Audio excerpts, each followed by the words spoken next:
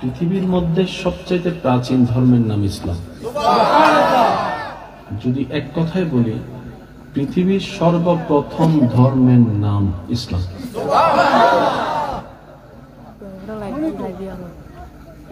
আমার কেমন জানি পরিবেশটা একটু আজকে অগোছালো অগোছালো মনে হচ্ছে, জানি না কেন। একটু উঠা বসা বন্ধ করলে ভালো হয়। পৃথিবীর প্রথম ধর্মের নাম কি? ইসলাম। এটা শুধু মুসলমান হিসেবে দাবি করলে হয়ে যায় না। মনে রাখবেন, প্রত্যেকটার ঘটনার পিছনেও ঘটনা থাকে। কি বলেন আপনারা, থাকে না? প্রত্যেকটা ঘটনার পিছনে কোনো না কোনো ঘটনা থাকে।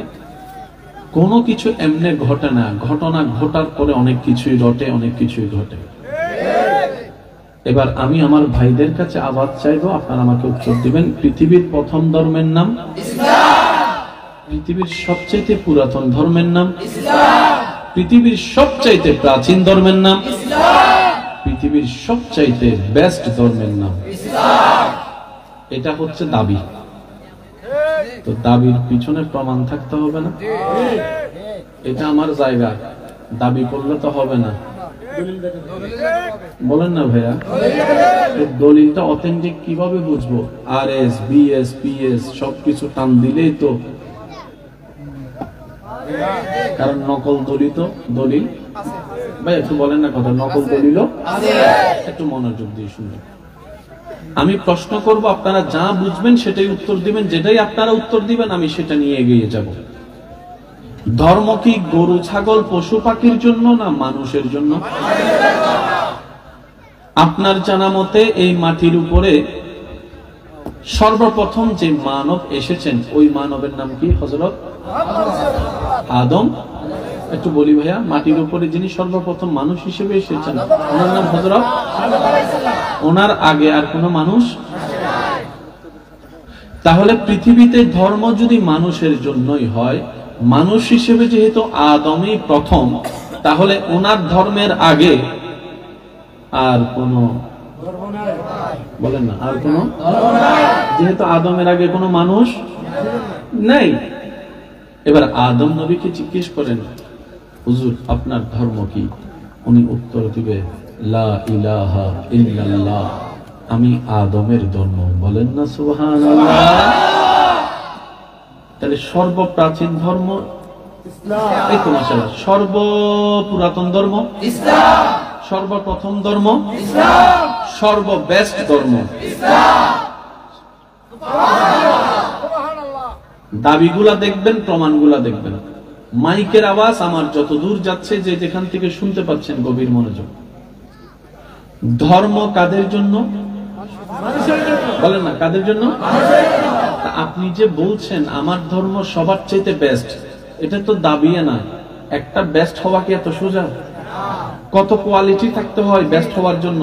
বাজারে মোবাইলের কোনো অভাব নাই, সবার মনোযোগ আইফোনের দিকে। একটু জোরে বলি না ভাইয়া? কম বেশি সবার মনোযোগ শুধু দৌড়ায় আইফোনের দিকে। তো ফোন তো ফোন, ক্যামেরা তো ক্যামেরা, আইফোনের দিকে মনোযোগ কেন? বলে যে বাজারে যতগুলাই আছে সবগুলার মধ্যে কোনো না কোনো দিক দিয়ে এই আইফোন শব্দটা মানুষের অন্তরকে জায়গা করে নিয়েছে, অন্তরে নিজের শ্রেষ্ঠত্ব প্রমাণ দেওয়ার মাধ্যমে। তার মধ্যে সবচেয়ে বড় কোয়ালিটি কি? দুইটা জিনিসকে সামনে রাখা হয়, একটার নাম হচ্ছে ক্যামেরা আর একটা হচ্ছে সিকিউরিটি। আইফোনের সিকিউরিটি সহজে ব্যাংক করা যায়, ভাঙ্গা যায়। আইফোনের ক্যামেরার সাথে অন্য ক্যামেরা সহজে তুলনা করা যায়। আইফোনের বডির সাথে অন্য ক্যামেরার, অন্য শরীরের, অন্য মোবাইলের বডি তুলনা করা যায়। তো এই শ্রেষ্ঠত্ব অর্জন করার জন্য যোগ্যতার দরকার। বর্তমান পৃথিবীতে গুগল মামার দৃষ্টিতে, যুবকরা কথা বলে না, বর্তমান পৃথিবীতে গুগল মামার দৃষ্টিতে কমপক্ষে 3000, 3500, 4000-এর উপরে ধর্ম আছে। এতগুলা ধর্মের ভিতরে ইসলাম বেস্ট হলো কিভাবে?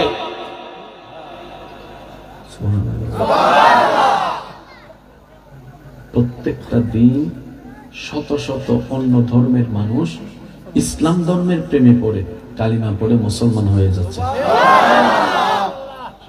হয় আওয়াজটা একটু বড় হবে, বলেন সুবহানাল্লাহ। তার মানে ধর্মে কিছু না কিছু তো আছে, না হয় আসছে কেন? এই যে কথা বলেন এরা ভাই, ধর্মে কিছু না কিছু তো আছে, যেটা অন্য কোথাও নাই, যেটা অন্য কোথাও নাই। এবার সহজ উত্তর জেনে রাখবেন, মনে রাখবেন, ধর্ম মানুষের জন্য।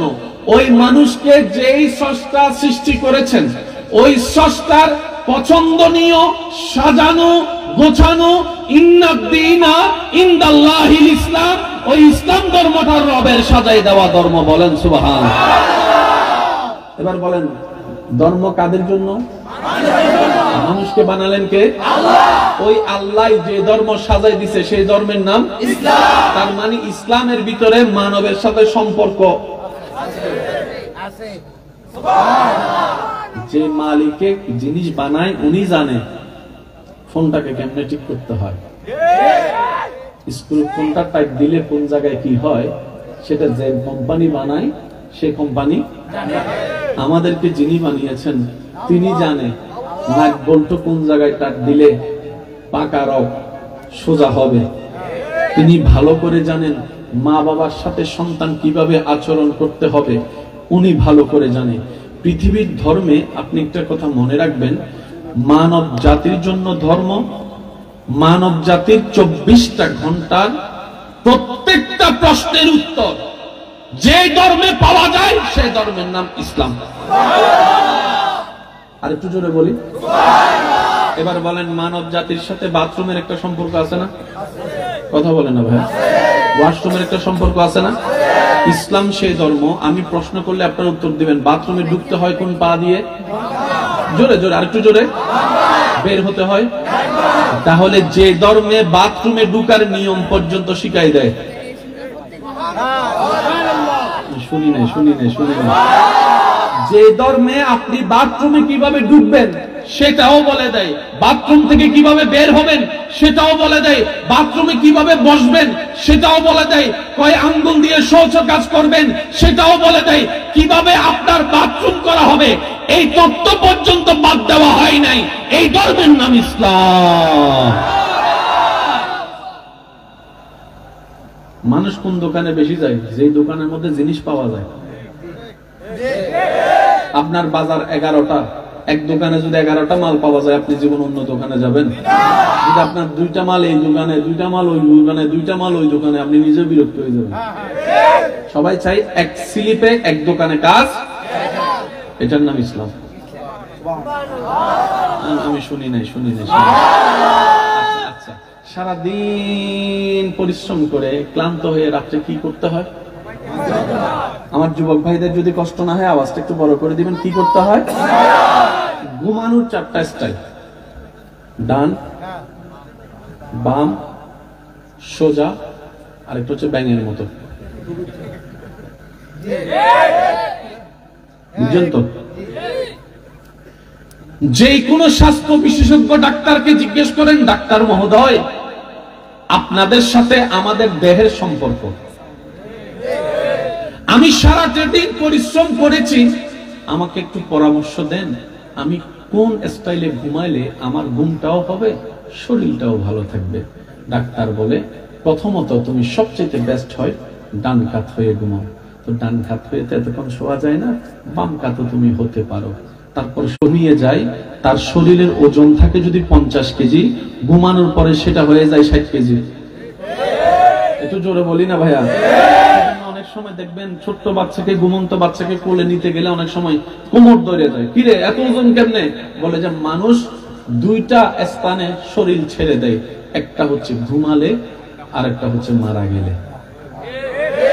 এখানে আমার ভাই অনেকে আমার সাথে একমত হবেন, এটা আরো বেড়ে যায়। তখন ডাক্তার বলে তুমি এমন ভাবে ঘুমাইও না যেভাবে ঘুমাইলে তোমার হাড়টা চাপার মধ্যে পড়ে যাবে, বিটটা ভালোভাবে দিতে পারবে না, পানটা ভালোভাবে করতে পারবে না। এমন যদি হয় যে কোনো মুহূর্তে তুমি স্ট্রোক করার সম্ভাবনা আছে, ঠিক কিনা বেঠিক? কি বলেন না? তুমি স্ট্রোক করার সম্ভাবনা আছে। ডাক্তার বলে সুস্থ ঘুমের জন্য ডান, বাম, সোজা 3টা স্টাইলকে আপন করে নাও। শুনলে অবাক হয়ে যাব, একই তত্ত্ব সুস্থতার খাতিরে নবী রাহমাতুল লিল আলামিনের মাধ্যমে আমাদের আল্লাহ 1400 বছর আগে আগে ইসলামে দান করে দিয়েছেন, বলি সুবহানাল্লাহ। এই ধর্মের নাম ইসলাম। আরেকটু জোরে বলি ইসলাম। এই কষ্ট হচ্ছে না তো আপনাদের? আমি মনে হয় আপনাদের অনেককে বিরক্ত করে ফেলেছি। আমি একটু পাগলা টাইপের মানুষ, তো পাগলামি একটু বেশি করি। ওই মহাব্বত দিয়ে সাথে দেওয়ার চেষ্টা করবেন ইনশাআল্লাহ। তাহলে বাথরুমের নিয়ম ইসলামে আছে, ঘুমানোর নিয়ম আছে।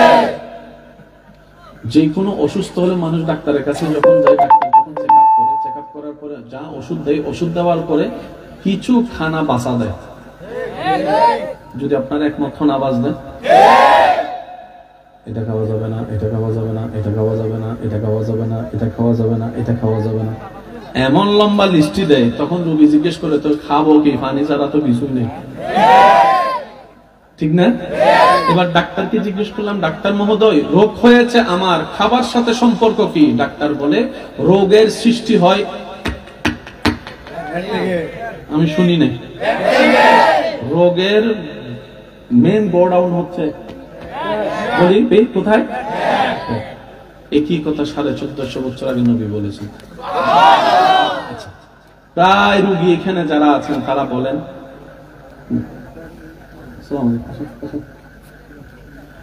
নারায়ে তাকবীর, নারায়ে রিসালাত, নারায়ে তাকবীর, নারায়ে রিসালাত। প্রধান আলোচকের আগমন, প্রধান আলোচকের আগমন। যার যত শক্তি আছে একবার বলেন মারহাবা। পিছনে ভাইদের আওয়াজ পাই না, আরো জোরে বলেন মারহাবা। এগুলো আসলে জানার বুঝার দরকার আছে না নাই? আল্লাহ আমার ভাই জানের তশরিফ আওয়ারিকে কবুল করুক। এত আস্তে আমিন, আরো জোরে আল্লাহু আকবার, আল্লাহু আকবার। আল্লাহ সবারই মহব্বত কবুল করুক। সব জামিলার মূল কি? জোরে বলেন। অনেক সময় ডাক্তাররা দেখবেন রোগীদেরকে রাতের খাওয়া বন্ধ করে দেয়, যদি একমত হন আওয়াজ দেন। রোগী জিজ্ঞেস করে, রাব্বর খিদা লাগলে কি করবো? খিদা লাগাটাই তোমার উপকার। আমি কি কিছু খাবো না? কই খাবে না, ভাত বন্ধ, রুটি খান, খাললে 1.5 গান, খাললে 1টা, আর পানি খাইয়া শুয়ালাম। যদি 11টা 12টা বাজে, 1টা বাজে ভোক লাগে, ভোকটাই উত্তম। সুবহানাল্লাহ কয় না? বর্তমান ডাক্তার মানুষকে সুস্থ থাকার জন্য যে পরামর্শ দিচ্ছেন সেটা হচ্ছে যে রাতে কম খাও, দুপুরে মোটামুটি, সকালেরটা একটু ভারী ভাবে খানা খাও যদি সুস্থ থাকতে চাও। অবাক করা বিষয়, একই তথ্য 1450 বছর আগে আল্লাহ নবীকে দিয়ে বিশ্ববাসীকে জানিয়ে দিয়েছেন। সকালের খাবার রাজার মতো খাও, দুপুরের খাবার রাজার সন্তানের মতো খাও, আর রাতের খাবারটা গরিবের মতো খাও, অভাবের মতো খাও। সুবহানাল্লাহ বলেন, অভাবের মতো খাও। তো দেখা যায় আপনার আমার জীবনে ঠিক উল্টা চিত্রই দেখা যায়। এখানে অনেক যুবক আমার ভাইয়েরা এমন আছেন, ফজরের নাস্তাটা ঠিক মতো করেই না। আমি যুবকের আওয়াজ শুনতে যাচ্ছি। মা ঠেললো, বাবা ঠেললো, নাস্তা করে না এমন অনেক ভাই বোন আছে না নাই? কিন্তু রাতের বেলা এমন ভাবে খায়, আমি বলবো না, আপনাদের শিকার দিতে হবে। রাতে এমন ভাবে খায়, খাইয়া শেষ পর্যন্ত আর লড়তে পারে না। সুস্থ থাকার যে ফর্মুলা WHO সংস্থা ডাক্তাররা দিচ্ছে, একই তত্ত্ব 1450 বছর আগে ইসলাম জানান দিয়ে প্রমাণ করে দিয়েছে। ও বিশ্ববাসী জেনে রাখো, ইসলাম শুধু পরকালকে সুন্দর করার ধর্ম নয়, ইসলাম এমন একটা ধর্ম, কোড অফ লাইফ, মানব জাতির 24টা ঘন্টার প্রত্যেকটা বিষয়ের পরামর্শ ইসলাম এমন ভাবে দিয়েছে, কেউ আপন করার মতো করতে জানলে আখিরাত তো আলোকিত হবেই হবে, দুনিয়া তার সুন্দর হয়ে যাবে। চিৎকার দিয়ে বলেন সুবহানাল্লাহ। আল্লাহ আমাদেরকে একটু বুঝার তৌফিক দান করুন। নিজের লাভের জন্য হলেও ইসলাম মেনে চলার তৌফিক দান করুন। আমি কি বলেছি? এমন কোন বিষয় নাই যেটা ইসলামের ভিতরে গবেষণা করি নাই, দোষ আমাদের। খুঁজতে চাই নাই, দোষ আমাদের। জানতে চাই নাই, দোষ আমাদের। রোজা ভাঙলে কি করলে রোজা ভাঙে প্রশ্ন যখন চলে আসে, ইমামের কাছে আপনি আমি চলে যাই।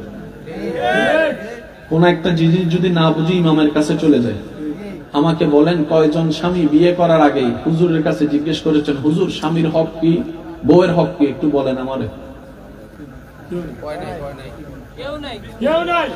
এবার বুঝতে পারছেন কেন ডিভোর্স বাড়তেছে? আমি মনে হয় আপনাদেরকে বিরক্ত করছি। ডিভোর্স দিন দিন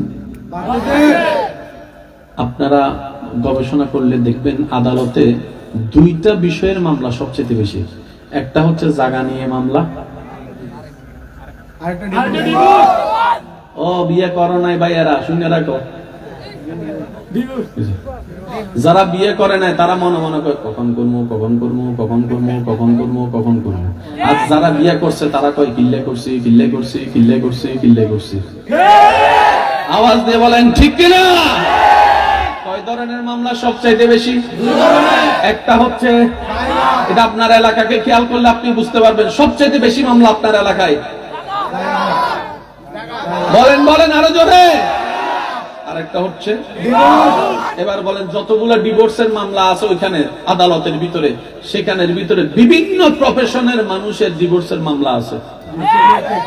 কয়জন হুজুরের ডিভোর্সের মামলা আছে দেখেন? নাই।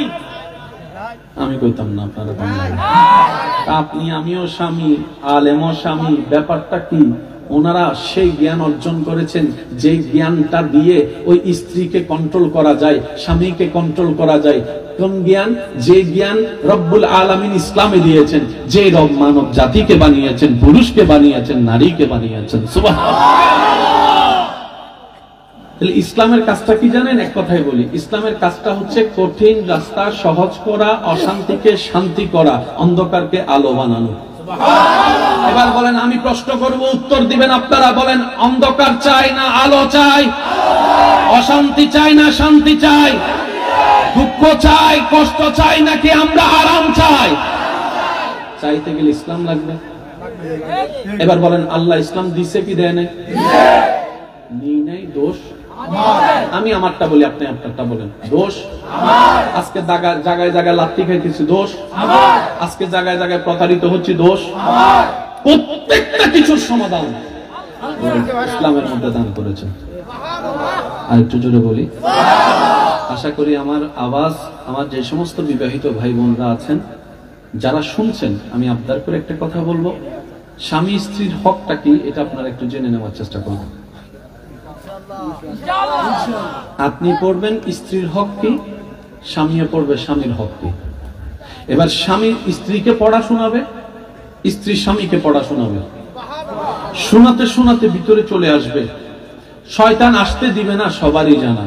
তখন স্বামী স্ত্রী দুজনে মিলে আল্লাহর কাছে ফরিয়াদ করবেন, রব্বুল আলামিন, আমরা ভালো হাজার থাকতে চাইলেও পারবো না যদি তোমার দয়া না থাকে।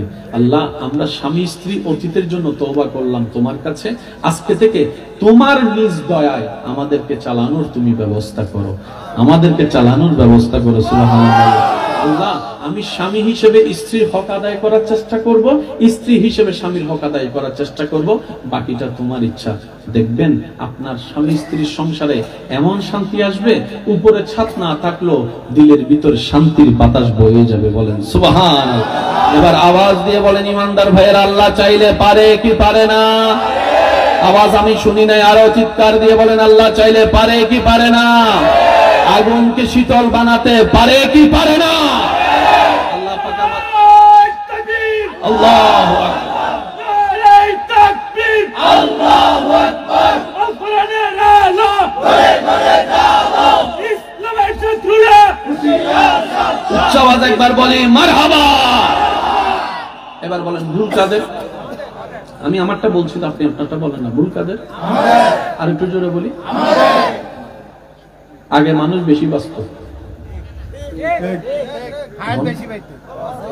এখন 1990 আগে যাদের জন্ম তাদের হায়াতের লেভেলে, এটা গডের হিসাব। কারণ হায়াত মত এমনি তো আল্লাহর ইচ্ছা, এটা গডের হিসাব। যেমন আমার দাদারা যে বয়সটা পেয়েছেন, যে বয়সে উনি এখানে এসেছেন, ওনাদের বয়স পাওয়ার কোনো সম্ভাবনা আমাদের নাই। আর যদি পেয়েও যায়, বিশ্বাস করেন, করতে গেছি কোনো বাড়িতাম না। কথা বলে না রে ভাইয়া। ওনাদের বয়সে জীবনও ঘর থেকে বের হওয়ার সাহস করতাম না, কিন্তু ওনারা মাহফিলে বসে আছে। যদি আমার ভুল না হয় ওনাদের জন্মসালটা 80 এর আগে। গডের একটা হিসাব থাকে। আল্লাহু আকবার। আল্লাহ ইসলামটাকে, দুনিয়াটাকে এমন ভাবে সাজিয়েছেন, বিশ্বাস করেন ভাইয়া, লিগ্যালি ভাবে কেউ ইসলামের দিকে আঙ্গুল তোলার কোনো সুযোগই নেই। সুবহানাল্লাহ, আমি শুনি না। যাদের গুনাহ বেশি আমার মতো, তারা একবার বলেন সুবহানাল্লাহ। সুবহানাল্লাহ বললে গুনাহ হয় না সওয়াব হয়? আমাদের জান্নাতে যেতে কি গুনাহ লাগবে না সওয়াব লাগবে? আমাদের জীবনে কি বর্তমানে সওয়াব বেশি না গুনাহ বেশি? গুনাহ কমাতে সওয়াব বাড়াতে আমাদের আল্লাহর জিকির করার দরকার আছে না নাই? যারা আমার মতো গুনাহগার আছেন তারা নিজের নেকির পাল্লা ভারী করার জন্য সুবহানাল্লাহ বলার চেষ্টা করবেন। আর যারা জান্নাতি হয়ে গেছেন, না কইলেও শুনবো, আপনারা তো হয়ে গেছেন, যাবার সময় আমগুলো লয়ে যাবেন। কি কথা কি কোনো ভুল বলছি নাকি? আমরা জান্নাতি হয়ে গেছেন, সেজন্য আর সওয়াবেরও দরকার কি? আল্লাহ আমাদের সবাইকে একবার সোনার মদিনা বাইতুল্লাহ শরীফ দেখার তৌফিক দান করুন। রবের প্রেমিক, নবীর প্রেমিক হয়ে কবরে যাওয়ার তৌফিক দান করুন। এবার ইমানদার ভাইয়ের আমি পয়েন্টগুলো দিচ্ছি, আপনারা শুধু মিলাবেন, মিললে নিবেন, না মিললে নেওয়ার দরকার। শরীরের মধ্যে কত পার্সেন্ট পানি? 70-75% পানি। ডাক্তারের কাছে গেলে ডাক্তার পানি গা, ভাত বন্ধ, পানি গা, রুটি বন্ধ, পানি গা, চিনি বন্ধ, পানি গা, ফাস্টফুড বন্ধ, পানি গা, বার্গার বন্ধ, পানি গা, স্যান্ডউইচ বন্ধ। সুবহানাল্লাহ কইতেন না রে ভাই? কে বলে? জোরে বলেন। এবার এই দেহ বানিয়েছেন কে? আল্লাহ। যেখানে বিজ্ঞানের চোখে দেখা যায় 70 পানি এই দেহে, এই মানব দেহটা যে পৃথিবীতে আছে সেই পৃথিবীর অবস্থানও তাই 70 পানি। এই মাটিরও 70 পানি। পানির অবস্থান বেশি পৃথিবীতে, শরীরেও পানির অবস্থান বেশি। বলেন না সুবহানাল্লাহ? বুঝতে কষ্ট হচ্ছে না তো ভাইয়া? না। এবার আসেন, ধর্ম দিয়েছেন কে? কাদের জন্য? এবার আমাদের জীবন কয়টা দেখেন, আমি বলছি আপনারা দেখেন। এখন আছি কোথায়? দুনিয়াতে আপনি আমি আসার আগে ছিলাম আম্মার আম্মার পেটে আসার আগে আপনি আমি ছিলাম বাবার পেটে।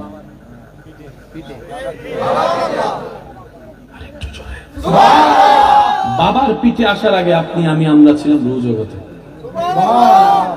এবার আমি বলছি আপনারা শুধু মিলাবেন, রূহ জগৎ থেকে বাবার পিঠ, বাবার পিঠ থেকে মার পেট।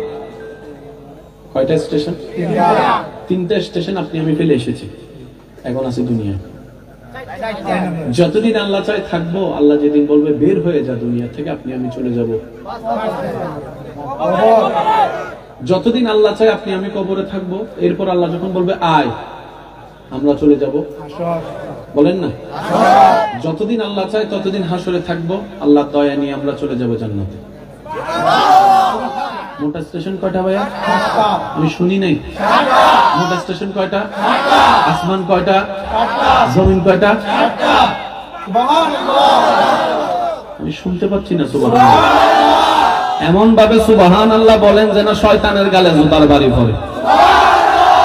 এবার অঙ্কটা একটু মিলাবেন। রূহ জগৎ, বাবার পিঠ, মায়ের পেট, এদিকে আছে কবর, এদিকে আছে হাসর, এদিকে আছে জান্নাত, মাঝখানে আছেন আপনি। 3টা ফেলে এসেছেন, বাকি 3টা স্টেশন সামনে আছে।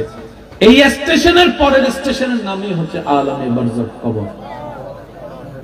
তার মানে এই স্টেশন থেকে স্টেশনের কোনো দূরত্ব বেশি নাই। দুনিয়ার আলেমে বারজাখ আখিরাত কতটুকু? যে কোনো কবরের সামনে গিয়ে আপনি দাঁড়াবেন, কবরবাসীর দেহ আর আপনার পাটা খেয়াল করবেন, দেখবেন 3 হাত উপরে দুনিয়া, 3 হাত নিচে আখিরাত। শুনতে পাচ্ছি না? আমি শুনতে পাচ্ছি। 3টা হাত উপরে দুনিয়া, রং রং রং ঢং ঢং স্টাইল। 3টা হাত নিচে নীরবতা, নিস্তব্ধতা, একাকিত্ব, একাকিত্ব, একাকিত্ব। দুনিয়ার ক্যালেন্ডারে 50,000 বছর যখন পার হয়, কবরবাসীর তখন মনে হয় মাত্র একটা দিন পার হয়েছে, একটা দিন পার হয়েছে। আপনার আমার যখন বছরের পর বছর চলে যায়, আপনি আমি যখন হ্যাপি নিউ ইয়ার করার জন্য ব্যস্ত থাকি, তখন কবরবাসী সেখান থেকে মাত্র হিসাব করে হয়তো 3-4 সেকেন্ড পার হয়েছে। দুনিয়াতে যারা থাকে মাটির উপরে, তারা রবের দরবারে নামাজের সিজদা না দেওয়ার জন্য হাজার কারণ খুঁজতে থাকে। অনেকে তো এমনও বলে, কেউ ডাকলে ভাইয়া যাওয়ার ইচ্ছা ছিল, পারবো না যেতে, আমার প্যান্টটা নষ্ট হয়ে গিয়েছে। এরপরও যদি কেউ বলে যে যা তোকে আমি প্যান্টটা পাল্টা একটা লুঙ্গির ব্যবস্থা করে দিলাম, তারপর আয়, তখন সে বলে যে ভাই আসলে আমি গোসলটা তো করি নাই, গোসলটা না করে কেমনে রবের দরবারে যাই। যদি বলে যে গোসলের ব্যবস্থা করে দিব তোকে, আয় আমার ওয়াশরুমে তুই গোসল কর, তখন সে বলবে আর শীত একটু বেশি তো ভাইয়া, পানিটা সহ্য করতে পারবো না, ঠান্ডা পানি গোসল করতে কষ্ট হবে। যদি বলা হয় গরম পানি দিয়ে দিব, তখন সে বলে যে ভাই বেশারার মতো লাগেই আসোস বারবার, এত করে আগারিং দিতে বলছি নামাজ পড়বো না, তুই কি বুঝতে পারছিস না? মাটির উপরে যারা থাকে তারা সিজদা না দেওয়ার হাজার কারণ খুঁজতে থাকে, আর যারা মাটির নিচে আছে কল্পনার চোখটা বন্ধ করে দেখেন, প্রত্যেকটা ব্যক্তি মাটির নিচে যারা আছে তারা রবের দরবারে একটা ফরিয়াদ করতে আছে, একটা অনুরোধ করতে আছে, একটা দরখাস্ত করতে আছে, মওলা গো একবার দয়া করো, একবার শুধু দুনিয়াতে পাঠাও, একবার শুধু দুনিয়াতে পাঠাও, একবার শুধু আরেকবার দুনিয়াতে পাঠাও, মওলা গো সমস্ত কাজ ফেলে দিব, নামাজের সিজদা দেওয়া বাদ দেব না, নামাজের সিজদা দেওয়া বাদ দেব না, নামাজের সিজদা দেওয়া বাদ দেব না। মাটির উপরে যারা, তারা সিজদা না দেওয়ার কারণ খুঁজে, মাটির নিচে যারা আছে তারা সিজদা দেওয়ার জন্য অনুরোধ করতে থাকে, আকুতি করতে থাকে, ফরিয়াদ করতে থাকে। সেজন্য বলা হয় বুদ্ধিমান তারা যারা কবরের জগতের প্রস্তুতিকে সামনে রেখে দুনিয়ার কদম হাঁটতে থাকে, তাদের জন্য দুনিয়াটাও নিয়ামত হয়, আখিরাতটাও সুন্দর হয়। কিভাবে? ফিদ দুনিয়া হাসানাতাও ওয়া ফিল আখিরাতে হাসানা। চিৎকার দিয়ে বলেন সুবহান। আল্লাহ আমাদেরকে সিজদা দেওয়ার তৌফিক দান করুন, আমিন। দুনিয়ার একটা নিয়ম আছে, কারো সামনে যদি একবার মাথা ঝুঁকে যায়, আপনি তার সামনে আর কখনো মাথা তুলতে পারবেন না, যদি একমত হন আওয়াজ দেন। আমার এদিকের কানটা মনে গয়রা, এদিকের আওয়াজটা আমি শুনতে পাচ্ছি না তো। দুনিয়ার মানুষের নিয়ম হচ্ছে, কারোর সামনে যদি কোনো কারণে আপনি একবার মাথা নত করেন, জীবনও তার সামনে আর মাথা। কিন্তু রবের দরবার এমন মহান দরবার, যত মাথা ঝুঁকাবেন তত মাথা আপনার উপরের দিকে যাবে। রবের দরবার এমন মহান দরবার, যত কপাল ঝুঁকাবেন, যত মাথা ঝুঁকাবেন, আল্লাহ আপনার চতুর্দিকে মাথাটা তত উঁচু করে কথা বলার সুযোগ করে দিবে, সম্মানের ব্যবস্থা করে দিবে, ইজ্জতের ব্যবস্থা করে দিবে, শান্তির ব্যবস্থা করে দিবে। চিৎকার দিয়ে বলেন সুবহানাল্লাহ। এবার আপনারাই বলেন, বুদ্ধিমানরা কি সিজদা দিবে না সিজদা দিবে না? কারা? যাদের ইজ্জত দরকার, একটা আওয়াজ দেন না, বল। যাদের সম্মান দরকার তারা সিজদা দিবে, যাদের নিয়ামত দরকার তারা সিজদা দিবে, যাদের ভিতরে প্রশান্তি দরকার তারাই সিজদা দিবে। ডান হাত তুলে দেখাই, বলো ঠিক কিনা?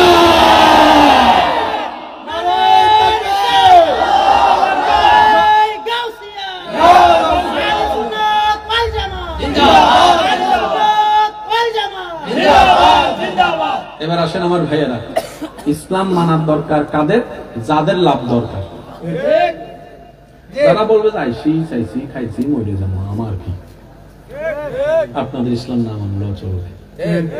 আর যারা লাভ বুঝে, যারা লাভ বুঝে, বলেন যাদের লাভ বুঝে।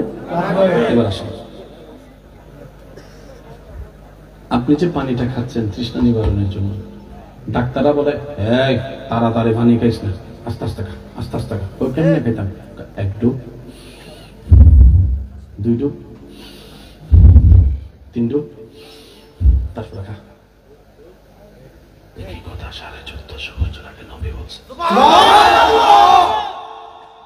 মজার বিষয় দেখেন, এদিকে করে দেন, কষ্ট যদি না হয় আসলে এদিকে দেন। হ্যাঁ বাস, পানি খাওয়ার সিস্টেমটা আপনারা বলবেন। আপনার এই এলাকার নাম কি ভাইয়া? জামতলার পানি যখন তৃষ্ণার্তী ব্যক্তি খাবে, দাঁড়িয়ে না বসে? বুড়িচংয়ের পানি একটু জোরে বলতে হবে। ঢাকার পানি, চিটাঙের পানি, সিলেটের পানি, বাংলাদেশের পানি, পাকিস্তানের পানি, দুবাইয়ের পানি, আরেকটু জোরে, ইউরোপের পানি, লন্ডনের পানি, আমেরিকার পানি, সুইজারল্যান্ডের পানি, নিউজিল্যান্ডের পানি, জমজমের পানি।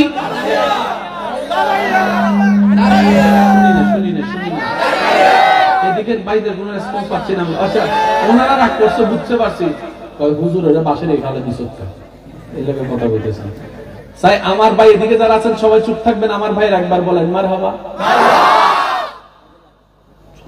আরেকবার, এবার আমার ভাই একবার বলেন মারহাবা, এবার সবাই মিলে একবার বলেন মারহাবা। পৃথিবীর সমস্ত পানি পানকারী পানি খায়, কিন্তু যখন আপনার হাতে জমজম চলে আসবে, কখনো কি ভেবে দেখেছেন? পানি তো পানি, পানি এটার গুণ হচ্ছে H2O, যদি আমি ভুল বলে না থাকি যুবক ভাইয়েরা, H2, তো জমজমের পানিও তো H2O। দুই পানি তো পানি। নবী বলছেন সব পানি বসে খাও, জমজমেরটা দাঁড়িয়ে খাও। সুবহানাল্লাহ বলেন। আর একটু জোরে বলি। আজকে একটা কথা মাথায় এবং মনে বসায় রাখবেন, বিজ্ঞানের কাজ আবিষ্কার করা, স্রষ্টার কাজ সৃষ্টি করা। বিজ্ঞানের ক্ষমতা যেখানে গিয়ে মাত্র শেষ হয়, সেখান থেকে ইসলামের জানা ক্ষমতা বলা মাত্র শুরু হয়ে যায়। বলেন সুবহানাল্লাহ। ইসলামের শুরু যেখানে, বিজ্ঞান সেখানে পৌঁছাতে জীবনে পারবে না। সব পানি বসে,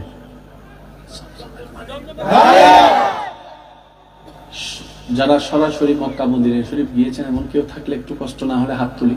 কে আছেন? যারা হাত তুলেছেন তারা উত্তর দিবেন। আমার ভাই যারা আজকে হাত তুলতে পারে নাই, তাদেরকে আল্লাহ পাক একবার যাওয়ার তৌফিক দান করুন। সচক্ষে কাবা মদিনাতুল মুনাওয়ারা নিজের চোখে দেখার তৌফিক দান করুন।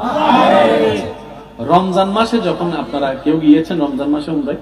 আচ্ছা, আমার ভাই গিয়েছে। আচ্ছা, সারাদিন ক্ষুধার্ত, বুকে তৃষ্ণা, এদিকে গরম, আরবের গরম যেটা হয় আর কি।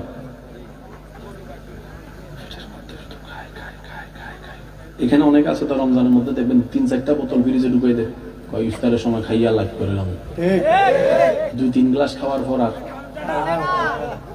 কথা বলি, 2-3 গ্লাস খাওয়ার পর আর খাওয়া বাস্তবতা যেটা। মক্কাতুল মুকাররমা মদিনাতুল মুনাওয়ারায় যারা গিয়েছেন তারা জানে, যখন ইফতারের সময় হয়, সুফরা বিছাই দেয়, সবাই গিয়ে এখানে মেহমানদারি করানোর জন্য ব্যস্ত হয়। ভাই আমার দিকে আসেন, ভাই আমার দিকে আসেন, ভাই আমার দিকে আসেন। যখন এখানে বসে, বসার পর যখন রোজাদার ব্যক্তি অপেক্ষা করতে থাকে দোয়া দরুদের মাধ্যমে, হঠাৎ করে যখন কানের মধ্যে ভেসে আসে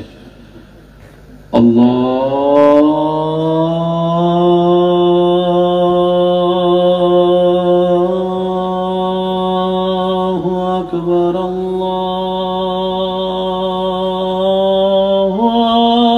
আকবার, প্রথমে কি খায়? খেজুরটা খাওয়ার পরে, একটা অথবা দুইটা খাওয়ার পরে জমজম খায়। আমার ভাইদেরকে জিজ্ঞেস করেন এরপর আর কি কি খাইতে পারে, একটু লিস্টি দিতে বলেন। 2টা খেজুর খাওয়ার পর, জমজম খাওয়ার পরে। আমি শুনি নেই। কার ফ্যাট পড়ছে জানেননি? যে আপনার এলাকায় ইফতারির সময় পুরো থাল নিয়ে বসলো, খাইয়া ফ্যাট পড়ে না। সুবহানাল্লাহ জোরে কয়। ব্যাপার কি জেনে রাখবেন, পৃথিবীর সমস্ত পানি মানুষের তৃষ্ণা মিটায়, একমাত্র জমজম যেটার পানি মানুষের তৃষ্ণাও মিটায়, ক্ষুধাও মিটায়, তৃষ্ণাও মিটায়, ক্ষুধাও মিটায়। সুবহানাল্লাহ বলতে থাকবেন। তৃষ্ণাও নিবারণ করে, ক্ষুধাও নিবারণ করে। শুধু তাই নয়, রোগীর রোগ মুক্তির জন্য এই জমজমের পানি শেফার ওষুধ হিসেবে কাজ করে। বলেন সুবহানাল্লাহ। আপনাদের এলাকায় করোনাকালীন সময়ে দিছেনি? এখানে অনেকে আছে কয় করোনায় মরে যাবো, তারপরে ভ্যাকসিন দিতাম না। একজন দুজন নাই মনে কয় মরতে রাজি, শুই খাইতে রাজি না। আচ্ছা, করোনার কি কোনো ওষুধ আছে? এটা কি শুনেন, বিষয়টা একটু বোঝার চেষ্টা করি। করোনা আপনার উপর হামলা করতেছে 200 মাইল বেগে। আপনার শরীরে রোগ প্রতিরোধ ক্ষমতা আছে 100। তো 200 যখন 100কে ধরবে, স্বাভাবিক ভেঙে তো যাবে। তখন সেই ওই ওষুধটা কি করছে জানেন, আপনার 100টাকে পাওয়ারটা বাড়িয়ে 200-250 বানায় ফেলছে। হামলা করলো যেন আপনি মোটামুটি টিকে যেতে পারেন। সেটাকে বলা হয় অ্যান্টিবায়োটিক, রোগ প্রতিরোধ ক্ষমতা বৃদ্ধি করা। ভিতরে জমজম এমন পানি যেটা খাওয়ার পরে মানুষের ভিতরে রোগ প্রতিরোধ ক্ষমতা বেড়ে যায়।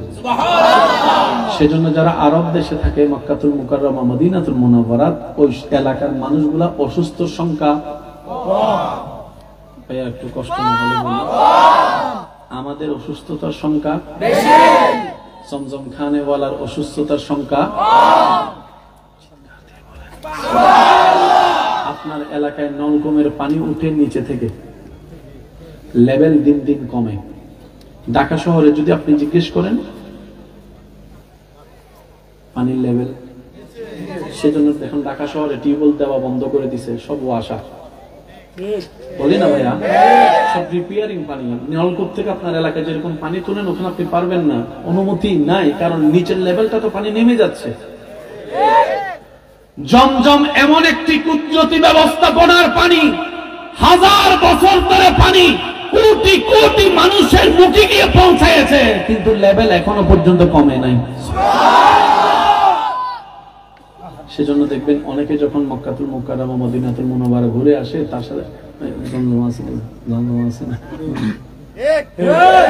আপনাদের এখানে জিজ্ঞেস করেন এটা জমজম আছে না, থাকলে আমার একটু। ইসলাম সব দিক দিয়ে গোছানো। আফসোস আমাদের জন্য, আমরা ইসলামকে ধারণা করতে জানিনি, লালন করতে জানিনি, ইসলাম ভিতরে আমরা বসাতেও জানিনি। যার কারণে পৃথিবীর শ্রেষ্ঠ হওয়ার পরও, সৃষ্টিতে আশরাফুল মখলুকাত হওয়ার পরও, কুনতুম খায়রা উম্মতি হওয়ার পরও আজকে আমাদের অবস্থান ওই পিছনের কাঠগড়ায় দাঁড়িয়ে আছি, পিছনের সারিতে দাঁড়িয়ে আছি। কারণ আমরা ইসলামকে লালন করার মতো করতে জানিনি, নবীকে মহব্বত করার মতো করতে জানিনি, আল্লাহকে ভয় পাওয়ার মতো পাইতে জানিনি। ব্যর্থতা আমাদের, কথা বলেন ঠিক কিনা? আল্লাহ তাআলা আমাদেরকে সেই নিয়ামতগুলো একটু নেওয়ার তৌফিক দান করুন। আচ্ছা শুনেন, শুনতে একটু খারাপ লাগলো বলি, আপনাদের এলাকায় মেহমানদারির সময় ছাগল, মুরগি, গরু জড়ায় তো একজনে চিন্তা করতেছে, কয় ছাগল আর কুত্তা তো সাইজে, ছাগল আর কুত্তার সাইজ একটা লাইলে কে বুঝবো, খাওয়াই দে, বাঁচবো তো। 15,000 টাকা চাউল কেনা কিনবো, রাস্তা থেকে একটা দইরা খাওয়াইয়া দাওয়াইয়া সবাই লোড করছে, পরের দিন হসপিটাল ভরে গেছে। বুঝবেন কথা, পরের দিন হসপিটাল। এবার পুলিশে মামলা হওয়ার পরে যখন পুলিশ এসে তদন্ত করছে, তখন ছাগলের জায়গা, এবার তারা যখন ধরছে কিরে খাওয়াইলি কি লেগা, কয় ছাগল আর কুত্তা তো সেম সেম সাইজে টাইজে, ছাগলেরও সাইফা, কুত্তারও এসব কথা কয় না, ছাগল আর কুত্তার সাইজটা সেম সেম, মনে করছে খাওয়াই দিছি। তখন সেই পুলিশ মহল বলে, ডাক্তারের কাছে চল, বুঝাই তোকে ইসলাম কেন কুত্তা খাওয়া হারাম করেছে। সুবহানাল্লাহ বলা যাবে, ইসলামের ছাগল খাওয়া হালাল, কুত্তা খাওয়া হারাম। প্রত্যেকটা গোস্তই বিষ থাকে। কি থাকে ভাইয়া? আমার মা বোন যখন রান্না করে আপনারা দেখবেন সেখানে গরম পানিতে দেয়, ঠিক আছে? যার কারণে দুইটা কাজ হয়, একটা হচ্ছে গোস্ত নরম হয়, দ্বিতীয় নম্বর হচ্ছে বিষ। ল্যাবরেটরিতে নিয়ে যখন পরীক্ষা করা গেল, দেখা যায় গরুর গোস্ত, ছাগলের গোস্ত রান্না করার সঠিক নিয়মে রান্না করলে বিষের মাত্রা কমতে থাকে, আর যেগুলোকে ইসলাম হারাম করেছে সেগুলোর গোস্ত রান্না করতে গেলে বিষের মাত্রা বাড়তে থাকে। ইসলাম তাই আগে থেকেই নিষেধ করে দিয়েছেন। বলেন আমাদের ইসলাম সেই ইসলাম যেটা আমাদের খাওয়ার প্রতিও খেয়াল রাখে। ইসলাম আমাদের খাওয়ার প্রতিও খেয়াল রাখে। যদি কষ্ট না হয় একটু আওয়াজ দেন, খাওয়ার প্রতি খেয়াল রাখে, আমাদের ঘরের প্রতি খেয়াল রাখে। ইসলাম বলে বড়দেরকে, এই ছোটদেরকে স্নেহ করো, ছোটদেরকে যায় বলে এই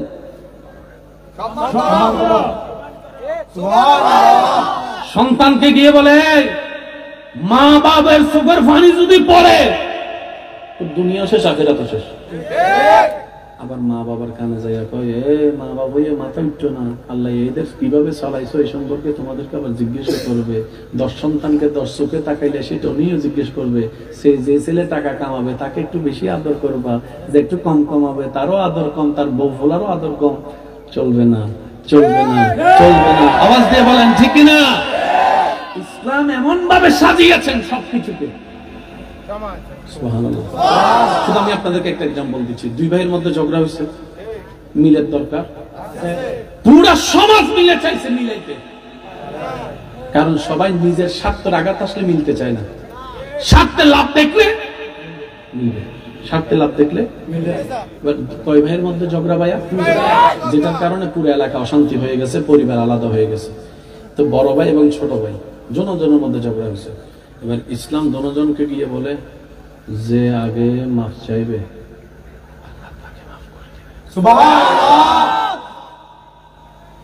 বড় ভাইয়ের কথাটা শুনছে, ছোট ভাই কথাটা শুনে নাই। এবার বড় ভাই যাইয়া ছোট ভাই বউয়ে জিজ্ঞেস করে, কি রে তুমি বড় হয়ে মাপ চাচ্ছ কেন? কয় আমি লাভে মাপ চাইতেছি, নিজের লাভে। কয় কেমন লাভ? কয় আমি তার কাছে একটা ভুলের কারণে মাপ চাচ্ছি, আল্লাহ আমাকে কথা দিয়েছেন 1000টা গুনাহ মাফ করে দিবে। 1000টা গুনাহ, তাই একটার বিনিময়ে যদি 1000 গুনাহ মাফ হয়, এই ব্যবসা কে না করবে? সব বুদ্ধিমানরাই তো করবে। এবার ইসলাম ছোট ভাইয়ের কানে কানে বলতেছে, তুই যদি মাফ না করস আল্লাহ তোরে মাফ করবে না, তুই যদি মাফ না করস আল্লাহ তোরে মাফ করবে না, তুই যদি মাফ না করস আল্লাহ তোকে মাফ করবে না। বড়রা বলে যে ক্ষমা চা, ছোটরা বলে যে মাফ কর। দুনো ভাইয়ে মিলে যা, ঘর অশান্তি, পরিবার অশান্তি, আল্লাহ দয়া করে দুজনের গুনাহ মাফ করে দিবে। বলেন সুবহানাল্লাহ। এটার নাম ইসলাম। আমি শুনি নাই ভাইয়া, এটার নাম ইসলাম। এখানে একটা সূত্র মনে রাখবেন, আলো অন্ধকার, যেখানে আলো আছে সেখানে অন্ধকার পুরা সায়েন্সটা উল্টে দিয়েছে। যেখানে আলো আছে সেখানে অন্ধকার, যেখানে অন্ধকার আছে সেখানে আলো, এখানে আলো আছে অন্ধকার, ওই ওদিকে অন্ধকার আছে আলো। তাহলে যেখানে আলো আছে সেখানে অন্ধকার নাই, সেখানে যেখানে অন্ধকার আছে সেখানে আলো নাই। এই কথায় যারা একমত আছেন একটু ডান হাত তুলে দেখেন। সবাই একমত ইনশাআল্লাহ? এবার আসেন, ইসলাম মানে কি? বলি সবাই, ইসলাম মানে শান্তি, ইসলাম মানে শান্তি, ইসলাম মানে ইসলাম মানে ইসলাম মানে মনে রাখবেন, যেখানে অশান্তি আছে সেখানে ইসলাম নাই, আর যেখানে ইসলাম আছে অশান্তি নেই। অনেক সময় আমরা এই জায়গায় একটু ভুল মিসকনসেপ্টের মধ্যে চলে যাই, অশান্তিকে ইসলাম মনে করি। অশান্তিটা হচ্ছে আমার বুঝার ভুল, আপনার বুঝার ভুল, আমার মনের জামিলা, আপনার মনের জামিলা, এটা ইসলামের জামিলা নয়। কথা বলেন ঠিক কিনা? জামিলাটা আমাদের। কথা বলেন ঠিক কিনা? যেখানে ইসলাম আছে সেখানে কি নেই? অশান্তি নেই। বলেন সেখানে কি নেই? যেখানে অশান্তি আছে সেখানে ইসলাম। সেজন্যই তো পৃথিবীর বুকে প্রত্যেকটা দিন ইসলামের প্রেমে পড়ে মানুষ ইসলামের দিকে আসতেই আছে। এবার আসেন, ওই খাবার কথাটা একটু বলি, আমি বুঝে নিচ্ছি একটু। ভাইয়া, খাবার কয় বেলা? প্রথমের খাওয়া রাজার মতো, দুপুরের খাওয়াটা, রাতের খাওয়াটা, পেটের যে অংশ আছে কিভাবে খাবো? নবী বলছেন পেটকে 3 ভাগ করো, 1 ভাগ খাবার, 1 ভাগ পানি, আর 1 ভাগ তোমার নিঃশ্বাস।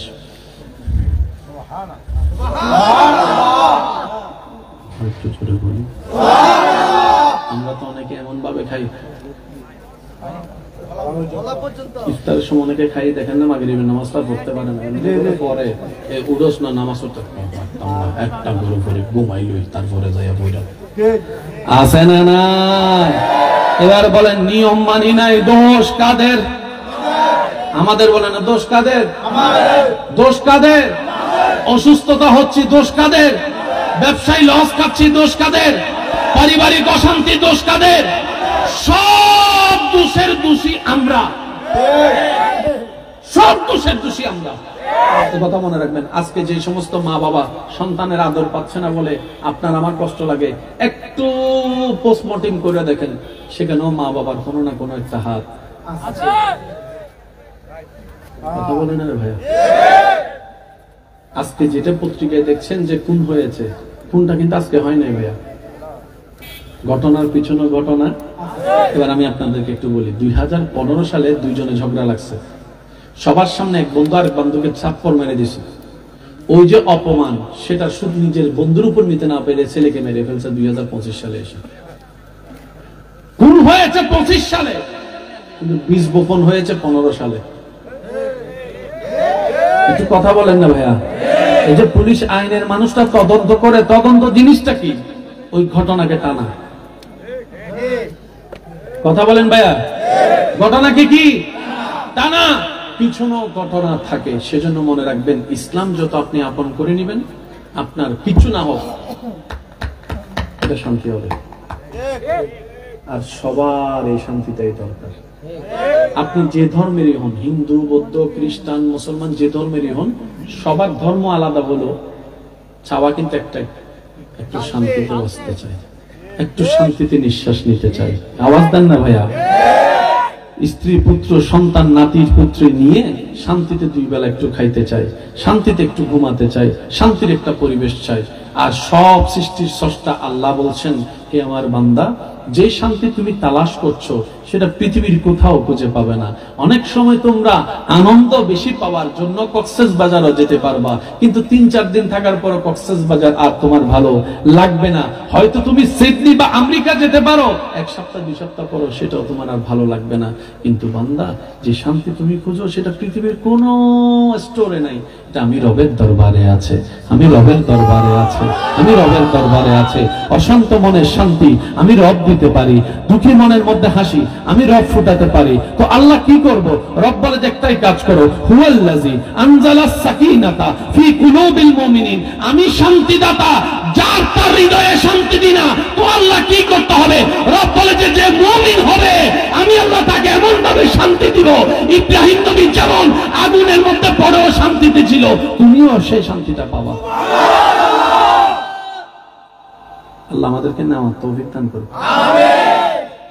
আমরা এসের ভিতরেও শান্তি বলেন, আমরা এসের ভিতর থেকে শান্তি, ইব্রাহিম নবী আগুনের সামনে থেকেও শান্তি। শুনি না। আমরা উন্মুক্ত থেকেও শান্তি, ইউসুফ নবী জেলখানার ভিতরেও শান্তি। আরেকটু জোরে। আমরা নিজের বেডরুমে গিয়েও শান্তি, ইউনুস নবী মাছের পেটের ভিতরে শান্তি। সব বাদ দিলাম। আমরা হাজার কিছুর পরও অশান্তি থাকার কারণ দেখিয়ে নামাজ থেকে দূরে থেকে অশান্তি আছে বলি। ইমাম হোসেন কারবালার ময়দানে 1000 তীরের ভিতরেও। এই ঘটনা আপনারা সবাই কম বেশি জানেন, কিন্তু একটা কথা ভেবে দেখেছেন, একজন মানুষ কতটুকু রিল্যাক্স থাকলে যুদ্ধের ময়দানে একা নামাজ পড়ে? কখনো কি এই অঙ্কটা একটু মিলিয়ে দেখার চেষ্টা করেছেন? যুদ্ধ অলরেডি চলমান, মাঝখানে বিরতি, ওনার সাথে কিন্তু আহামরি কোনো দল, উনি বলেন উনি কি বাহিরের দল আছে হাজার হাজার। কতটুকু রিল্যাক্স থাকলে নামাজে দাঁড়াতে পারে? দ্বিতীয় নম্বর, আপনার আমার নামাজ হচ্ছে 4G গতি, 5G গতি,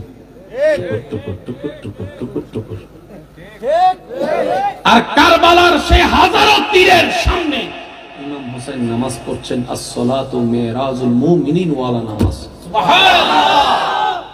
ব্যাপার কি? ইমাম হোসেনের একটু মনোযোগ চাচ্ছি, নবীর প্রেমিকরা, আল্লাহর প্রেমিক বান্দারা, ইমাম হোসেনের চেহারার দিকে তাকান। ও ইমাম হোসেন, এতটুকু তো জানি আপনি যুদ্ধ করতে আসেন নাই, কারণ যুদ্ধ করতে আসলে কোনো বাবা ছোট্ট বাচ্চাকে নিয়ে যুদ্ধের ময়দানে আসবে না, যুদ্ধের ময়দানে আসবে না। যেহেতু আপনি ছোট্ট বাচ্চা নিয়ে যুদ্ধের ময়দানে এসেছেন, তার মানে আপনি যুদ্ধ করতে আসেননি, আপনি মেহমান হয়ে দাওয়াতে এসেছেন। মেহমান হয়ে দাওয়াতে এসেছেন, সুবহানাল্লাহ কি বলা যাবে? আপনি মেহমান হয়ে দাওয়াতে এসেছেন, তাই তো ছোট্ট বাচ্চাও এনেছেন, ভাতিজাও এনেছেন, আপনার মেয়েকে এনেছেন, ছোট্ট মেয়েকেও আপনি এনেছেন। ও ইমাম হোসেন, ডানে আপনার দেখা যায় ফুরাত নদীর পানি বন্ধ দীর্ঘ অনেক দিন যাবত, খাবারও নাই তাবুতে, সেটাও দেখতে পেলাম। আপনার চোখের সামনে, বাবার চোখের সামনে সন্তানের সেই কর্তৃত্ব কণ্ঠটা সে দেখতে পেয়ে এটা সহ্য করা সম্ভবপর নয়। বাবার কাঁধে সন্তানের লাশ, এর চাইতে বড় ভয়ানক আর কিছু হতে পারে না, কিচ্ছু হতে পারে না, কিচ্ছু হতে পারে না। আপনি সেটাও দেখলেন, তৃষ্ণার কষ্টটাও সহ্য করলেন, ক্ষুধার যন্ত্রণা আপন করে নিলেন। এত কিছুর পরও নামাজে দাঁড়ালেন এত প্রেমে হারাই গেলেন, ব্যাপার কি? টেনশন লাগে না, ভয় লাগে না? ইমাম হোসেন বলে টেনশনের যে জায়গা, ভয় পাওয়ার যে জায়গা, এটা তো আমি অনেক আগেই আমার রবের নামে রেজিস্ট্রি করে দিয়েছি, আমার রবের নামে রেজিস্ট্রি করে দিয়েছি। কারণ তোমরা যে জায়গা থেকে টেনশন করো সেই জায়গায় আমার রব টেনশন ঢুকতে দেয় নাই। যে জায়গায় তোমরা ভয় পাও ওই জায়গায় আমার রব আমার ভয় ঢুকতে দেয় নাই। আমি হুসাইনের সমস্ত পরিবার আওলাদ পর্যন্ত সম্পত্তি আমি হুসাইনের আফাদ পুস্তক আমার রবের নামে আমি রেজিস্ট্রি করে দিয়েছি, আমার রবের নামে আমি কুরবানি করে দিয়েছি। আমার রব আমাকে যেভাবে রেখে খুশি, আমি হুসাইন আজকে থেকে সেভাবে থেকে খুশি। সবাই বলে, অনেকেই বলে, শুনেছি বারবার, শুনেছেন আপনারাও বারবার, ইমাম হোসেন পানি পাই নাই। ঠিক, ইমাম হোসেন পানি পাই নাই না ভাইয়া, ইমাম হোসেন পানি চাই নাই। বুঝবেন, অঙ্কটা একটু বুঝবেন। আচ্ছা, আপনার কি মনে হয় ইমাম হোসেন যদি একবার বলতেন আল্লাহ বৃষ্টি দাও, যাদের জবান আছে তার একটা আওয়াজ দিয়ে বলেন। ইমাম হোসেন যদি বলতেন আল্লাহ তুমি আমার পানি ছাড়াই আমার কণ্ঠর তৃষ্ণা মিটাই দাও, এই জিদ বাহিনী মনে করছে পানি বন্ধ করলে ইমাম হোসেন দুর্বল হয়ে যাবে। যার যার একটা যুদ্ধের প্ল্যানিং আছে না, আজকে মনে রাখবেন শক্তি তিন প্রকার। কয় প্রকার? একটা দেহের শক্তি, অনেক কোন একটা কিছু আপনি আলগালেন, দেহের শক্তি। আর একটা হচ্ছে মনের শক্তি। রাস্তায় কুকুর দাঁড়ায় থাকলে অনেকে দেখবেন যায় না, যাস না। কিসের ভয়? মনের ভয় বলে না, কিসের ভয়? আরেক বন্ধু একদম ভুক ফুলাই চলে গেছে, কিরে তুই চলে গেছিস কেমনে? বেটা বাঘের বাচ্চা, সাহস আছে, সাহস আছে। একটা দেহের শক্তি, আরেকটা মনে রাখবেন ভাইয়া, আল্লাহ তাআলা এমন একটা শক্তি মুসলিম জাতিকে দিয়েছেন, সেই শক্তি তার কাউকে দেননি, সেটা হচ্ছে ঈমানী শক্তি। মানে এক শক্তি কিসের? দেহের। বলেন এক শক্তি কিসের? আরেক শক্তি হচ্ছে মনের, আরেক শক্তি হচ্ছে কারবালার ময়দানে ইমাম আলী মাকাম ইমাম হুসাইন যে শক্তির বলে দাঁড়িয়েছিলেন সেটা দেহের শক্তি নয়, মনের শক্তি নয়, এটা রবের উপর তাওয়াক্কুলের ঈমানী শক্তি। ডান হাত তুলে দেখাই বলো ঠিক কিনা? আল্লাহ আমাদেরকে সেই শক্তি দান করুক। আর একটু জোরে বলি না, আমরাও যেন সেই প্রেমিক নামাজি হতে পারি, আমরা যেন রবের দরবারে সিজদা দিয়ে আবার হারাই যেতে পারি, আমরা যেন রবের দরবারে সিজদাই পড়ে রবের প্রেমে বেবুর হয়ে যেতে পারি। আল্লাহ পাক আমাদের সবার নসিবে জীবনে একবার হলে এরকম সিজদা নসিব করুন। কষ্ট হচ্ছে ভাইয়া? ইসলামের বেসিক জিনিসটাকে আমরা বুঝতে পেরেছি। ইসলাম কেন মানবো? এক কথায়, নিজের ভালোর জন্য। ইসলাম বলেছে নারীদেরকে কি করো, একটু জোরে বলি। পুরুষদেরকে বলেছেন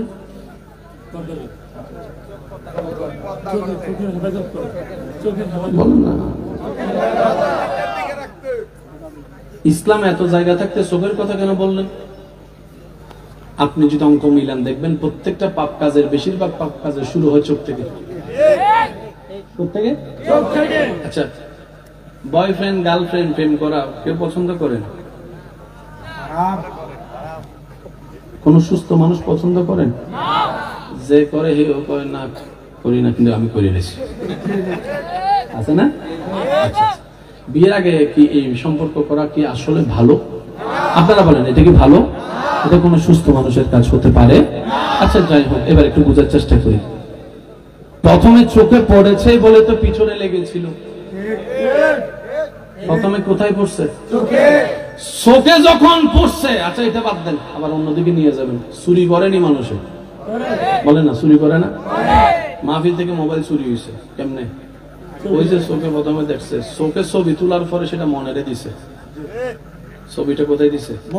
এবার মনে কি করে?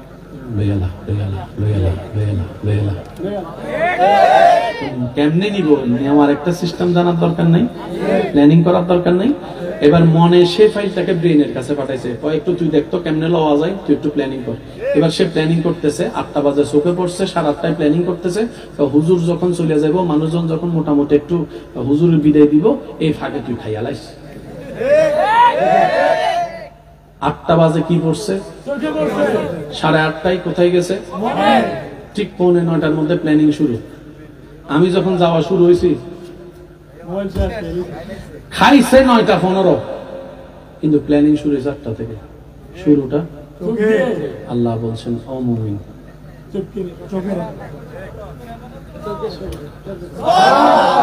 চোখ যদি কন্ট্রোল হয় মন কন্ট্রোল হয়ে যাবে। মন যদি কন্ট্রোল হয় ব্রেনের মধ্যে কোনো ফাইল যেতে পারবে না। ব্রেনে যদি কোনো ফাইল না যায়, ব্রেন ছাড়া হাত লড়বে না, পা লড়বে না, চোখ লড়বে না, মুখ লড়বে না। সুবহানাল্লাহ বলতে থাকে না। যখন তোমার এটা কন্ট্রোল হয়ে যাবে, আফাত মস্তক কন্ট্রোল হয়ে যাবে। এবার বান্দা বলে আল্লাহ শয়তান তো আমার বাহিরেও আছে ভিতরেও আছে, চেষ্টা করি তারপরও তো পারি না, একবার পাস করলে 10 বার ফেল করি। রব বলে যে এটাই তো তোদের জন্য পরীক্ষার মধ্যে দিন, এটাই তো তোদের জন্য পরীক্ষা। এই দুনিয়া হচ্ছে পরীক্ষালয়, পরীক্ষা দিতে থাক বান্দারে। তবে লা তাকনাতু মির রাহমাতিল্লাহ, আমি রবের রহমত থেকে নিরাশ হইস না। শয়তান যদি হাজার গুনাহ করায়, তুই শুধু নবীর প্রেম নিয়ে একবার তওবা করবি, ইন্নাল্লাহা ইয়াগফিরুয যুনুবা জামিয়া, তওবা করবি একবার, আমি মাফ করে দিব সারা জীবনের গুনাহ। সুবহানাল্লাহ। আল্লাহর ওয়াদা আছে না নাই? একটু জোরে বলেন আল্লাহর ওয়াদা আছে না নাই? আল্লাহ ও গো আল্লাহ ক্ষমা করে দাও, মাফ করে দাও। সবাই কি আওয়াজে আল্লাহ ও গো আল্লাহ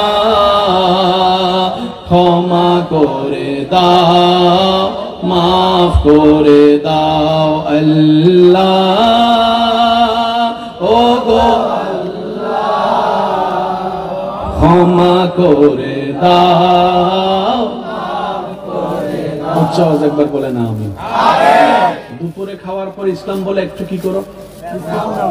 বলি বলি কাইলুলা। ইসলাম যেটাকে কাইলুলা বলে, আজকে মডার্ন সায়েন্স সেটাকে পাওয়ার ন্যাপ বলে। একটু বলি না ভাইয়া, পাওয়ার ন্যাপ মানে কি? একটু বলি, আপনার ঘুমানোর দরকার 3 ঘন্টা, সময় নেই কাজ। এই পাওয়ার ন্যাপটা আপনি 10টা মিনিট ঘুমাবেন, এনার্জি কাজ করবে 3 ঘন্টা। যুবকরা একটু আওয়াজ দিয়ে বলি না ভাইয়া। অনেকে অফিসে আদালতে যারা আছে তারা একটু বলি, ঘুমায় কিভাবে? বালিশের মধ্যে। ভাইয়া ভাইয়া প্লিজ, এই যে ভবিষ্যৎ প্রধানমন্ত্রী বালিশে আত্মা দিয়ে ঘুমায়, কুল মাথা রেখে না। আর পাওয়ার ন্যাপটা হচ্ছে যে যেখানে বসে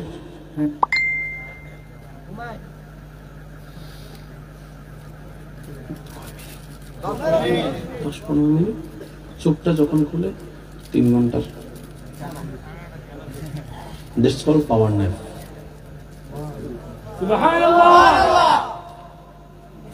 এটাকেই ইসলামে বলে কাইলুলা। হালকা কিছু ঘুম আছে না, কে কথা বলে সব শুনেন। আমার পকেটে একটা ককটেল বোম আছে, আরেকবার যদি আবার ছোট আমি কিন্তু মাইরা ফেলাই যাবো বললাম। কিছু ঘুম আছে না, আপনি সব ঘুমাইতেছেন, আবার কে কি বলে সেটাও শুনেন, কে যাইতেছে সেটাও বুঝেন, ফায়ার আওয়াজও শুনতেছেন, সব আপনার পাশে। আপনার জনে মনে করতে পাশে জন এটা তো ঘুমাইতেছে, আপনি তো সব শুনতেছেন। আছে না? এই ঘুমটা থেকে চোখ খুলে দেখবেন একটু ফ্রেশ ফ্রেশ লাগে। ইসলাম বলে দুপুরে খাওয়ার পরে একটু আরাম করো, রাত্রে খাওয়ার পরে কষ্ট না হলে বলি, আরো জোরে বলি, যে ইসলাম দুপুরে খাওয়ার পরে বলে আরাম করো, সেই একই ইসলাম বলে রাতের খাওয়ার পরে হাঁটো।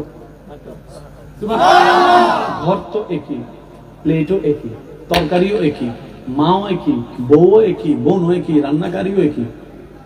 ইসলাম বলে সব তো একই। দুপুরে সূর্য ছিল, রাতের বেলা তো সূর্য নেই। হজম শক্তি তোমাকে একটু হেঁটে বাকি কাজ করাই নিতে হবে, বাকি কাজ করাই নিতে হবে। বলেন না সুবহানাল্লাহ। সেজন্য ইসলাম এমন ভাবে মানবের জীবনের প্রত্যেকটা সেকেন্ডে কাজ করেছেন। প্রত্যেকটা জ্ঞানী মানুষ যাদের অন্তর পরিষ্কার, তারাই বলবে Islam is the best, Islam is the best, Islam is the best. চিৎকার দিয়ে বলেন সুবহানাল্লাহ। কি সৌভাগ্য আল্লাহ তাআলা আপনাকে আমাকে ফ্রি ফ্রি সে ধর্ম দান করেছেন, সেজন্য আমাদের কাছে দাম নাই।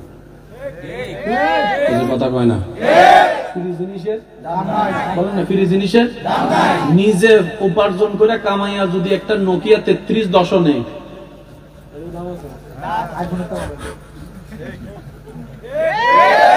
আর বাপ ভাইয়ের জামাইয়ের দেওয়া যদি আইফোন 16 প্রো ম্যাক্স হয়, একটা গেলে পিছনে করে কথা কয় না, একটা গেলে কোনো দাম। তখন বাবা বড় ভাইয়েরা একটা ডায়লগ মারে, নিজে কামাইলে বুঝবি। এখন তো ঘরের মধ্যে কচু আনলে সেট করে উঠো, একটা সময় আসবে কচু কিনার টাকাও যখন থাকবে না, তখন তুমি বলবা আল্লাহ লবণ দিয়ে হলো ভাত খাওয়া, কচু দিয়ে হলো ভাত খাওয়া। কথা বলেন ঠিক কিনা? বুদ্ধিমানরা কি করে জানেন? পাইলেও আলহামদুলিল্লাহ, না পাইলেও আলহামদুলিল্লাহ। আল্লাহ সেই বান্দাদেরকে কখনো অভাবও রাখে না, উপবাসও রাখে না, সবসময় এক নিয়মে শান্তির ব্যবস্থা করে দেন। কে? মনে থাকবে ইনশাআল্লাহ। আজকে থেকে কোনো হা হুতাশ করা চলবে না।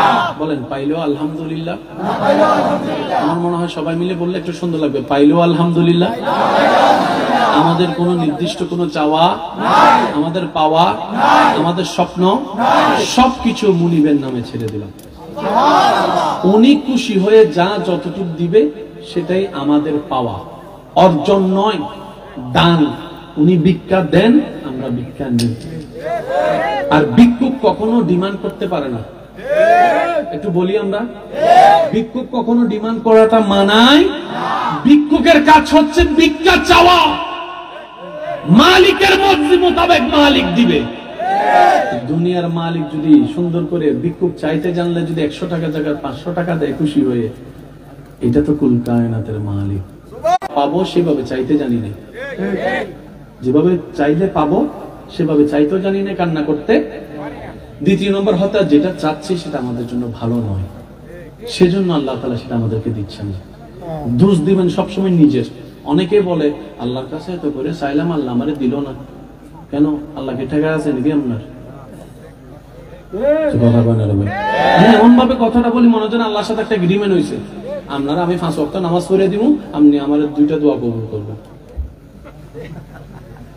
এবার বলেন এগ্রিমেন্ট দিয়ে ভালোবাসা হয় না? একটু জোরে বলেন, এগ্রিমেন্ট দিয়ে ভালোবাসা হয়? এগ্রিমেন্ট দিয়ে সংসার হয়? ওই যে সামাজিক পারিবারিক যে সমস্যাগুলো মেম্বার চেয়ারম্যানরা এসে কাগজে সাইন করে যে সংসার হয়, বিশ্বাস করেন এগুলো দেহ থাকে। যদি আপনারা একমত হন আওয়াজ দেন, দেহ থাকে মন থাকে না। এটা সংসার নয়, এটা অভিনয়। কথা বলেন ঠিক কিনা? নিঃশ্বাস নিয়ে বাঁচার নাম বাঁচা নয়, মন প্রাণ উজাড় করে নিঃশ্বাস নিয়ে বাঁচার নাম বাঁচা। কথা বলেন ঠিক কিনা? সবার সাথে একদিন চলে না। রব বলে যে সাইতে তো আসলি অনেকবার, আমার সাথে সাক্ষাৎ করতে আসলি না। কিরে বান্দা, তুই শুধু সবসময় শুধু চাইতেই আসলি, এটা লাগবে সেটা লাগবে। রব বলে যে একবার আমার সাথে সম্পর্ক করার জন্য আয়, তোর চাওয়াগুলো আমি আল্লাহ দেখবো। আওয়াজ দিয়ে বলেন, এই জীবনকাল আপনার আমার জীবনে যা দিয়েছেন, কে দিয়েছেন? সত্যি করে বলেন, কে দিয়েছেন? সত্যি করে একটা বলেন তো, এই পাওয়ার যোগ্যতা কি আমাদের কারো আছে? একটা নিঃশ্বাস পাওয়ার যোগ্যতা আপনার আমার সব রব দয়া করে দিয়েছেন। কেন জানেন? উনি নামাজিকেও দেন, বেনামাজিকেও দেন। অনেক সময় আপনারা দেখবেন যারা ভালো সৎ পথে চলে তারা কষ্টে থাকে।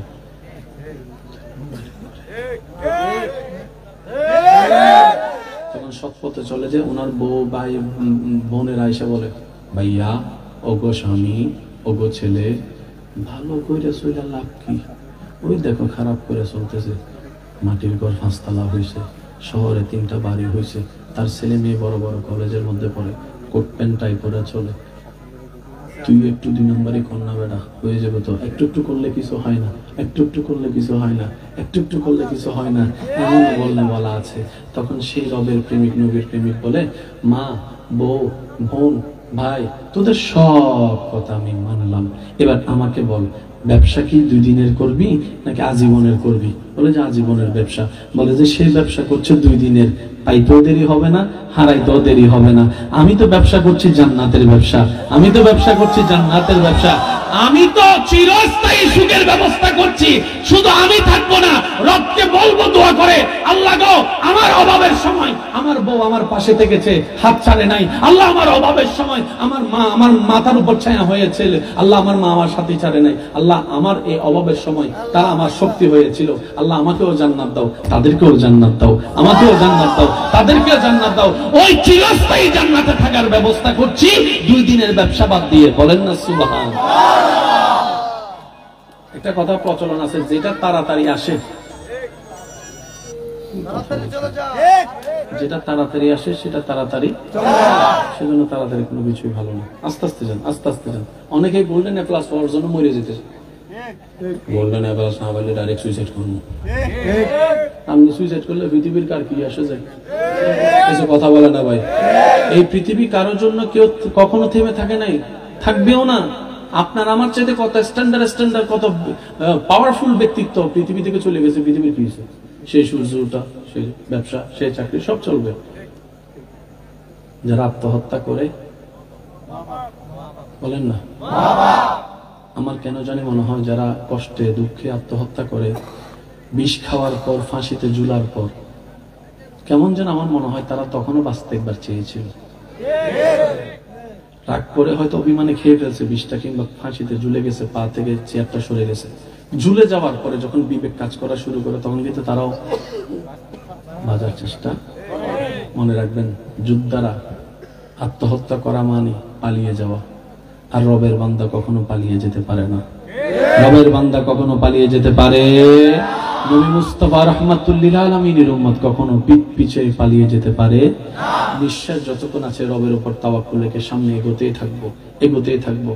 কারণ হারানোর আমাদের ভয় নেই। কেন নেই? মার পেট থেকে আসার সময় তো সাথে কিছু আনি নাই। হারাবো কি? নিজের তো কিছু নাই। মার পেট থেকে এখন পর্যন্ত যা পেয়েছি সব রব দান করেছেন, সব রব ভিক্ষা দিয়েছেনও তিনি, নিবেনও তিনি। সুতরাং আপনার আমার লাভ লসের কোনো হিসাব নাই। আপনার আমার টার্গেট একটাই, যেভাবেই পারি রবকে খুশি করে কবরে যাওয়া। কথা বলেন ঠিক কিনা? আল্লাহ তাআলা আমাদের সবাইকে সেই নিয়ামত দান করুন। সেই রবকে খুশি করার হাজার মাধ্যমের একটা মাধ্যমের নাম নামাজ। আমি অনুরোধ করে বলবো, শেষ ভালো যার সব ভালো তার, এই কথাটা রাখার চেষ্টা করবেন। যত ব্যস্ত থাকেন, ফাঁকে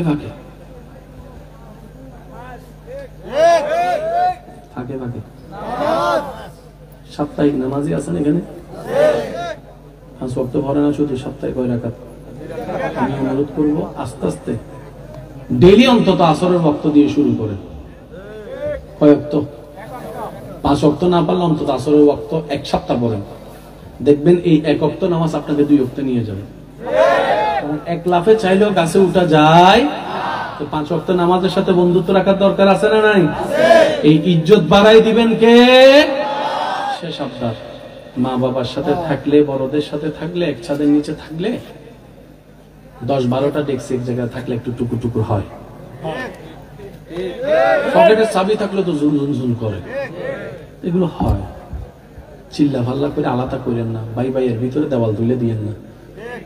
তুই আলাদা আমি আলাদা, এই কথা বললেন না। কারণ যেভাবে আমরা সবাই আলাদা হয়ে যাচ্ছি, এক সময় নিজের ছেলের বিয়ের বাড়িতে মানুষ না থাকলে সুন্দর লাগে না। তো ছেলে মেয়ের বিয়ের বাড়িতে মানুষ দেখানোর জন্য বাড়া করে মানুষ আনা লাগবে। আপনারা বলেন ঠিক কিনা? যেভাবে সংসার পরিবার ভাঙতেছে, মানুষই খুঁজে পাওয়া যাবে না। এবার বিয়ে বাড়িতে আছে, মাহফিল সাজাচ্ছেন, যদি প্যান্ডেলের মধ্যে শ্রোতা না থাকে দেখতে লাগবে কেমন? বলেন না? বিয়ে বাড়ি সব আছে, লাইট টাইট সব আছে, কিন্তু মেহমান লাগবে যে মরা বাড়ি। সুতরাং আপনার ছেলে মেয়ের বিয়েতে যদি আত্মীয় স্বজন না আসে, সমাজে মুখ দেখাবেন কেমনে? অন্তত এটার জন্য হলো সবার সাথে একটু সম্পর্ক রাখার চেষ্টা করেন। হ্যাঁ, তবে থ্যাংক ইউ পাবার আশায় নয়, মানুষের জন্য করবেন এতটুকু, আল্লাহ আমার এর প্রতিদান দিবে। কথা বলেন ঠিক কিনা? বড়দের সাথে সম্মান, ছোটদের সাথে স্নেহ, আর মা বাবার সাথে যদি কখনো 2 কথা হয়েও যায়, আমার যুবক ভাইদেরকে আবদার করে বলছি, চোখটা একটু কষ্ট করে মা বাবার পায়ের দিকে রাখবেন। মা বাবার সাথে যদি 2 কথা হয়, চোখটা একটু মার পায়ের দিকে, বাবার পায়ের দিকে তাকায় থাকবে।